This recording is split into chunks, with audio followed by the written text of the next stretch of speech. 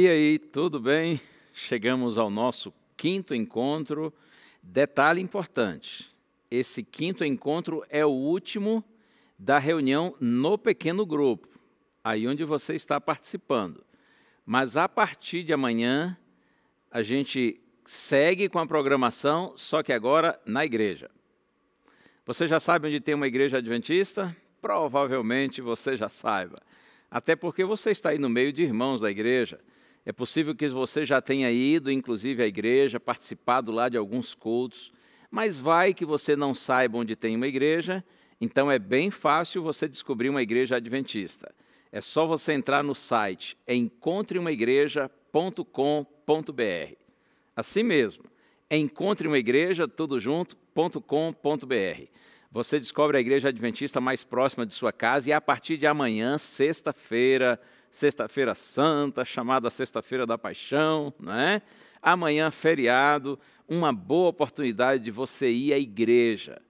E se você for lá, e o pessoal lá me der moral também, lá eu vou participar do programa, tá? Eu planejo participar do programa lá amanhã na igreja.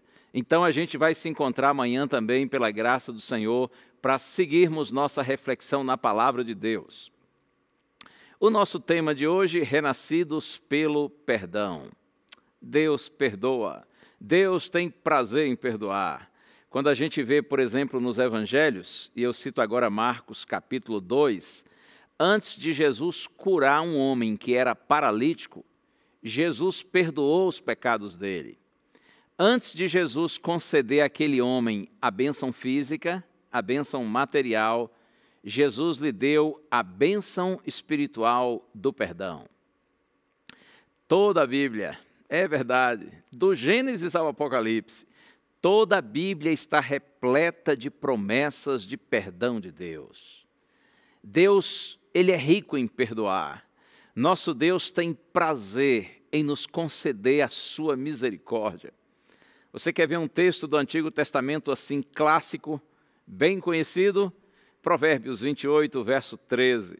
Lá está escrito: que encobre as suas transgressões jamais prosperará, mas o que as confessa e deixa alcançará a misericórdia. Eu nunca me esqueço um dia quando eu morava lá em Ipatinga, no Vale do Aço, em Minas Gerais, visitando um senhor que estava enfermo, paciente terminal de câncer no hospital. Ele citou para mim esse verso e disse: pastor, eu estou seguro nessa promessa de Deus. O que encobre suas transgressões jamais prosperará, mas o que as confessa e deixa alcançará a misericórdia. Eu tenho certeza que aquele querido irmão descansou, salvo em Cristo, pela certeza do perdão maravilhoso do Senhor. Um outro texto que é muito lindo, agora no Novo Testamento, primeira carta de João, capítulo 1, verso 9. Se confessarmos os nossos pecados, Ele é fiel e justo para nos perdoar os pecados e nos purificar de toda injustiça. Como Deus é bom! Ele não só nos perdoa, mas também, diz João, Ele nos purifica de toda injustiça. O perdão de Deus, eu gosto de dizer isso sempre, é um ato. O perdão de Deus é instantâneo. A Bíblia diz que quando Deus perdoa, Ele esquece. No sentido assim de que nunca mais Deus leva em consideração, Deus leva em conta aquele pecado que a gente cometeu, porém a gente confessou, admitiu o erro e confessou com sinceridade e procurou abandoná-lo. Quando Deus perdoa, perdoa para valer. Lembre-se disso, o perdão de Deus é um ato, é instantâneo. Deus nunca mais conta o erro que nós cometemos, do qual nos arrependemos e confessamos.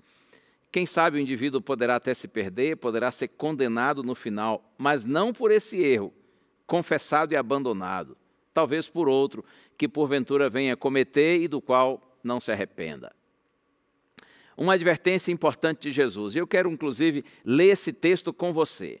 Está aqui no Evangelho de Mateus, capítulo 6, verso 15. Evangelho de Mateus, capítulo 6, verso 15. Olha só o que está escrito. Uma advertência forte, feita por nosso Senhor Jesus Cristo. Está escrito assim: se, porém, não perdoardes aos homens as suas ofensas, tampouco o vosso Pai vos perdoará as vossas ofensas. Eu posso ler até o verso anterior também, o 14, diz assim: porque se perdoardes aos homens as suas ofensas, também vosso Pai Celeste vos perdoará.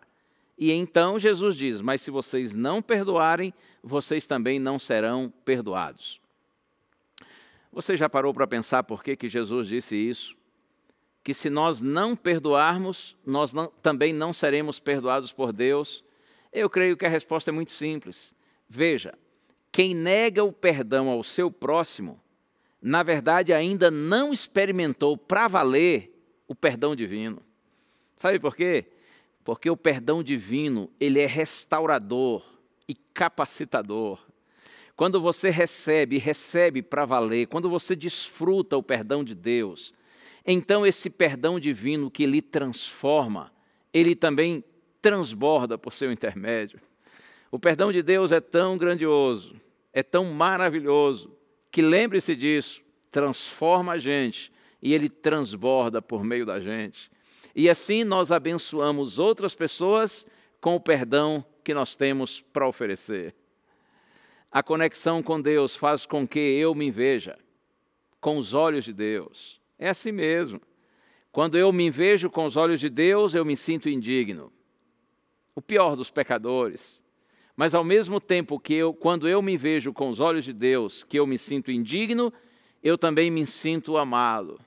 A coisa mais fofinha do mundo. É assim. Porque é assim que Deus olha para a gente. Deus vê nossa indignidade, mas nem por isso Ele deixa de nos amar. O Senhor é maravilhoso. E olha aqui uma coisa. Quando você se vê com os olhos de Deus, além de se ver indigno e ao mesmo tempo amado, você vê os outros, os seus semelhantes, com os olhos de Deus também. E você nota que eles são falhos, como você é, mas eles também são alvos do amor e do perdão de Deus. Quando a gente vê as pessoas com os olhos de Deus, em vez de tê-los como nossos concorrentes, nossos rivais ou adversários, nós os vemos como companheiros, como nossos irmãos. E se você vê as pessoas como seus irmãos, como não perdoá-los?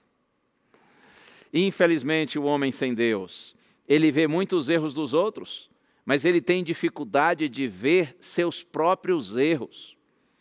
Se você chegar para alguém, por exemplo, e perguntar assim: olha, você erra, você tem falhas, que vão dizer para você? Claro que vai dizer: olha, eu erro muito, sou pecador, sou falho, sou indigno. Tá bem, então me diga um erro seu. Ah, eu tenho muitos, diga só um. E talvez a pessoa vai dizer assim: olha, eu tenho um problema, eu gosto das coisas muito certas. Eu sou um tipo assim muito franco, comigo é na lata. Eu falo mesmo, não importa para quem, se é verdade eu falo, porque eu sou muito franco. Ora, isso é erro? Pode haver aí um pouco de exagero, né, de excesso, mas ser franco, ser verdadeiro, isso é uma virtude. Nós temos dificuldade de ver nossos erros. A gente tem facilidade de ver os erros dos outros. Se você chegar para alguém e perguntar assim: você tem erro? Ela fala que tem muito. Dificilmente ela vai dizer assim: olha, sabe qual é o meu problema? Eu sou muito desonesto. Eu sou um trapaceiro. Se vacilar, eu passo a perna mesmo, eu engano, não estou nem aí. Quem é que admite isso? Ou então vai dizer assim: eu sou um linguarudo, eu sou um fofoqueiro. Se tiver uma conversa aí de alguém, eu aumento. E se não tiver também, eu invento, porque eu sou linguarudo, sou fofoqueiro. Quem é que diz isso? A gente geralmente vê os erros dos outros, mas nós temos dificuldades de ver e de admitir nossos próprios erros. Quando você vê Jesus e se encanta por Cristo, você vê sua condição, você vê sua indignidade, mas percebe o quanto é amado, e você, lembre-se disso, você também vê os outros com o olhar do Senhor. Por isso você tem um olhar perdoador. Eu quero compartilhar com você e concluir com esse texto lindo de Paulo. Colossenses capítulo 3, versos 12 a 14. Paulo diz assim: revesti-vos, pois, como eleitos de Deus, santos e amados, de ternos afetos de misericórdia, de bondade, de humildade, de mansidão, de paciência. Suportai-vos uns aos outros, perdoai-vos mutuamente, caso alguém tenha motivo de queixa contra outrem. Assim como o Senhor vos perdoou, assim também perdoai vós. Acima de tudo, porém, esteja o amor, que é o vínculo da perfeição. Deus abençoe você. Nós somos, sem dúvida, renascidos pelo perdão. Quando a gente experimenta o perdão de Deus, esse perdão nos transforma e transborda por nosso intermédio. Por isso que nós temos perdão a oferecer aos nossos semelhantes. Deus lhe abençoe.